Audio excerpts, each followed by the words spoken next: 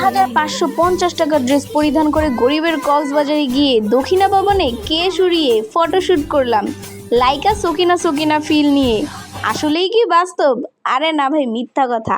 3,550 টাকার ড্রেস মাত্র 1,200 টাকায় রিক্রিয়েট করেছি আমি।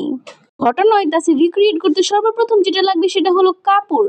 তো সেই কাপড় কিনতেই আমরা গেছিলাম মার্কেটে গিয়ে এই দোকানে কাপড় পছন্দ তো হলো, কিন্তু দামে হলো না।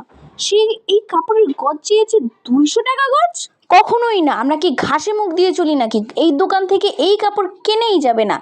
আরও আধ ঘন্টা ঘুরে অন্য এক দোকান থেকে একই কাপড় বের করেছি আমরা। এই কাপড়টা ওই কাপড়ের থেকেও বেশি গ্লেসি, বেশি চকমকে। এই কাপড় আমরা 3.5 গজ নিলাম 200 টাকা গজ করে। Then we flying the sky and land with পুঁতির দোকান। দেন আমরা 100 টাকা দিয়ে 3 সাইজের পুঁতি নিয়ে নিলাম। ও মুক্তা, পুঁতি নয় তো এগুলা। দেন আমরা আরো কিছু টাকা উড়ে আরো কিছু শপিং ব্যাগ কুড়িয়ে নিলাম। আর এখান থেকে চলে গেলাম দর্জির দোকানে। সেখান থেকে 350 টাকা দিয়ে আমার জামাটা বানাতে দিলাম। আর জামা বানায় বুনায় চলে আসলাম বাড়িতে। এই যে জামা বানানোর পর এটা হলো হাফ ফাইনাল লুক। দেন আমি লাগাবো মুক্তাগুলা। আর এই যে আমি রাত জেগে নিশিচরের মতন মুক্তাগুলা লাগানো শুরু করছি, কিন্তু এই শ্যুটটা নেওয়া হয়েছে দিনের বেলা।